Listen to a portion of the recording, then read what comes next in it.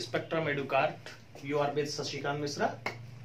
आइए दोस्तों, आज हम लोग देखते हैं मैथ्स में ज्योमेट्री का सिमिलरिटी पर बेस्ड कुछ क्वेश्चंस हैं, उनको डिस्कस करेंगे। देखते हैं सर, एक बहुत ही आसान सा क्वेश्चन आपके सामने लिखा हुआ है। क्वेश्चन आपका है, एक बार मैं पढ़े दे रहा हूं। त्रिभुज एबीसी में डी बीसी पर है, ठीक, और आपको एंगल दिया गया है बीएसी बराबर है एडीसी के। इसके बाद आपको पता है बीसी 9 सेंटीमीटर, सीडी 4 सेंटीमीटर, तो हमसे एसी पूछी गई। बहुत ही आसान सवाल है, आइए देखते हैं।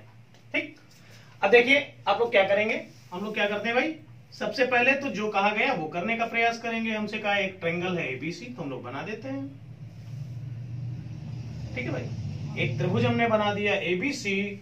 इसमें हमसे कहा गया है कि बीसी पर कोई पॉइंट डी है, तो हमने एक पॉइंट ले लिया डी, जो कि हमारा बीसी पर है, इसको मिला दिया। हमसे बताया गया है दोस्तों कि ये एंगल जो हमारा है वो इस एंगल के बराबर है, ये तो बताया गया। हमको बीसी दे दी गई है 9 सेंटीमीटर और एसी हमारी दे दी गई है, सॉरी सीडी दे दी गई है 4 सेंटीमीटर। हमको एसी चाहिए, तो क्या होगी, एक बार कोशिश करते हैं क्या होगी। देखिए, जब भी ऐसे क्वेश्चन आए, ऐसे केसेस में सिमिलरिटी लगती है। एक क्वेश्चन में हम लोग लगाएंगे, फिर देखते हैं कैसे करते हैं। हम लोग करते क्या है, हम लोग कंपेयर करते हैं। किसका कंपेयर करेंगे, दो त्रिभुजों का। कौन सा, एबीसी और एसीडी, इनका कंपेयर करें तो दोस्तों देखेंगे हम लोग क्या पाएंगे। हमको बताया गया है इन दोनों ट्रायंगल में जो एंगल ए है ये एंगल डी के बराबर है। ठीक है, यानी ये वाला एंगल हमारे इस एंगल के बराबर बताया गया है। और हमको पता है जो हमारा एंगल सी है ये हमारा एंगल डी के, एंगल सी और एंगल सी दोनों का कॉमन कोण है, बराबर हो गया। अब आपको पता है अगर किसी त्रिभुज में दो कोण बराबर हैं तो मजबूरी में तीसरा भी बराबर होगा, क्योंकि तीनों कोणों का योग होता है दोस्तों 180 डिग्री। तो ये एंगल हमारा इधर बचा बी और इधर कौन सा बचा भाई, ए। तो ये तीनों एंगल हमारे हो गए इक्वल। अब हमको पता है अगर किसी दो त्रिभुजों के सभी एंगल आपस में इक्वल हैं तो वो ट्रायंगल होते हैं सिमिलर। तो कौन से सिमिलर हुए, एबीसी नहीं, एसीबी ये सिमिलर हो गया डीसीए के साथ। अब लिखने में अगर गलती हो गई तो इनकी संगत भुजाएं जो होंगी, करस्पॉन्डिंग साइड्स, वो बदल जाएंगी। इसलिए जैसे एंगल इक्वल है हम लोग वैसे ही लिख देते हैं। अब यहां से हम लोग देखिए क्या पाएंगे। हम लोगों ने पढ़ा है अगर कोई दो त्रिभुज इक्वल हैं तो उनकी संगत भुजाओं का अनुपात आपस में बराबर होता है। संगत भुजा in the sense AC upon DC, ये बराबर हो जाएगी CB अपान CA, और ये बराबर हो जाएगी AB अपान DA। तो ये हमारा बराबर हो जाएगा। अब हम लोग क्या करेंगे, हम लोग इन दो को फॉलो कर लेते हैं। इन दो को अगर हम लोग देखें तो अगर इनमें हम क्रॉस मल्टीप्लाई कराएं दोस्तों तो देखिए पाएंगे AC स्क्वायर बराबर BC इंटू CD। ये आ गया भाई। अब देखो हमको पता क्या था, हमको पता था BC कितनी है 9, हमको पता है CD कितनी है 4। तो AC स्क्वायर बराबर हमारे पास निकल कर आ गया 36, यानी AC हमारा कितना आ जाएगा 6 सेंटीमीटर। ये हमारा आंसर हो गया। तो बहुत ही आसान सवाल था, देखिए आंसर हम लोगों ने निकाल लिया। लेकिन इतना सब कुछ करने में और यहां तक पहुंचने में हमने जो टाइम वेस्ट किया, इतनी देर में हम 2 से 3 क्वेश्चन कर सकते थे। कैसे कर सकते थे, आइए देखते हैं। देखिए दोस्तों, ऐसे क्वेश्चन आएंगे, बहुत अच्छे अच्छे सवाल बनेंगे। हमको सिंपल सा बताया जाएगा कि ये हमारा शीर्ष कोण या तो इसके इक्वल बताया जाता है या तो इसके इक्वल बताया जाता है। दोनों में से किसी वाला एंगल या तो इधर इक्वल होगा या तो इधर इक्वल होगा। तो अब इतना इक्वल होने के बाद और क्या हो सकता है, क्या हम ऐसे जा सकते हैं, नहीं, हम लोग बिल्कुल नहीं जाएंगे। देखिए एक शानदार तरीका, हम लोग कैसे पहुंचते हैं इसके पास तक। हमने देखा ये एंगल और ये एंगल बराबर है, तो जिधर को एंगल बराबर है दोस्तों उसके सामने वाली साइड का स्क्वायर कर देंगे। ठीक है, और ये हमेशा बराबर होगा आधार जो आपका था BC इंटू जिधर की ओर एंगल बना उधर की दूरी। और हम लोग डायरेक्ट वहीं पर पहुंच जाएंगे जहां पर सिमिलरिटी लगाकर पहुंचे थे। हमको कोई जरूरत नहीं है देखने की कौन सा एंगल किसके इक्वल है, टाइम वेस्ट करेंगे, फंसेंगे, सोचेंगे कौन सी साइड इक्वल है, तो कुछ करना ही नहीं था। बीसी हमको पता थी 9, सीडी पता थी 4 और हमारा एसी आ गया 6। बहुत ही आसान था। उम्मीद करते हैं सबको समझ में आया होगा।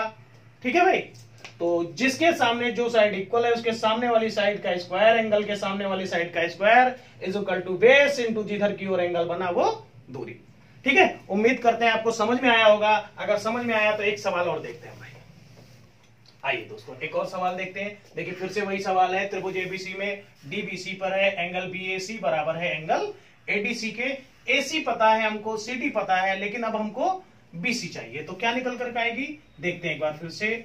हमने त्रिभुज बनाया ए बी सी, हमसे कहा है जो डी है वो बीसी पर है, हमने मिला दिया भाई। हमको पता ये चला कि हमारा ये वाला एंगल जो है वो इस वाले एंगल के बराबर है। अब दोस्तों अभी हम लोगों ने जाना था कि क्या होता है, इसके सामने वाली साइड का स्क्वायर यानी एसी स्क्वायर बराबर बेस इंटू सी डी, यही तो होता है भाई। वैल्यू रख दो भाई। एसी कितना है 18 है आपका, 12 है, 12 का स्क्वायर 144। बीसी कितना है आपका, बीसी हमें चाहिए। सीडी की बात करें तो सीडी हमको पता है भाई 8 है। तो हम लोग क्या करेंगे, इसको कैलकुलेट कर लेंगे। 8 का पहाड़ा तो शायद सबको आता होगा, 18 8 144 होता है। और हमारा बीसी बराबर क्या आ जाएगा 18 सेंटीमीटर। देखिए कितना आसान है, कितना आराम से आप पहुंच गए आंसर के पास तक। ठीक है भाई, बहुत ही आसान सवाल था। उम्मीद करते हैं सबको समझ में आया होगा। अगर समझ में आया तो भाई चलते हैं एक और आसान सा सवाल यहीं से उठाते हैं। उम्मीद करते हैं आपको ये पॉइंट समझ में आ रहे होंगे। देखिए भाई क्वेश्चन नंबर 3 एक बहुत ही अच्छा सवाल है। एक कहा गया त्रिभुज है पी क्यू आर, जिसमें एस जो है वो क्यू आर पर है, एस क्यू आर पर है। हमको पी क्यू बताया गया 6 सेंटीमीटर, आर एस बताया गया 3.5 सेंटीमीटर। हमसे डिमांड की गई है कि हमारा क्यू आर क्या होगा, यानी हमको टोटल वैल्यू चाहिए। बहुत ही अच्छा सवाल है, एक बार फिर से समझते हैं दोस्तों। हमको पता है, क्या पता है भाई, ये वाला एंगल इस एंगल के इक्वल है। तो फिर क्या बनना चाहिए भाई, हाँ बनना चाहिए हमारा पी क्यू का स्क्वायर बराबर टोटल बेस। टोटल कितना है भाई क्यू आर, जो कि हमको चाहिए, इंटू एस आर। ध्यान रखना भाई, अब हमको एस आर तो पता नहीं है तो क्या करें। तो हमको देखो पी क्यू का स्क्वायर कितना हो गया भाई 36। ठीक है, 6 दिया गया है। और ये वैल्यू हम अगर टोटल मान लेते हैं x है, तो ये हमारी क्या निकल कर आएगी x माइनस 3.5। अब यहां पर क्या निकल कर आया भाई x इंटू एक्स माइनस 3.5। तो ये हमारा निकल कर आ गया 36 बराबर इसके।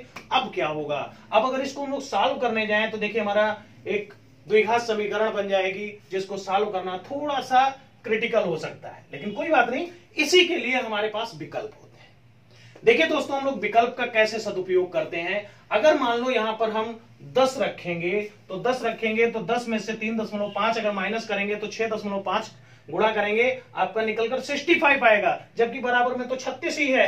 तो क्या करें, तो देखिए हमारे पास 10 से छोटा विकल्प आओ, क्योंकि जितना बड़ा लेते जाएंगे इधर वैल्यू बड़ी बनती चली जाएगी। 10 से छोटा क्या है 8। क्या देखो 8 रखने से बात बन रही है, देखो भाई बिल्कुल बनेगी।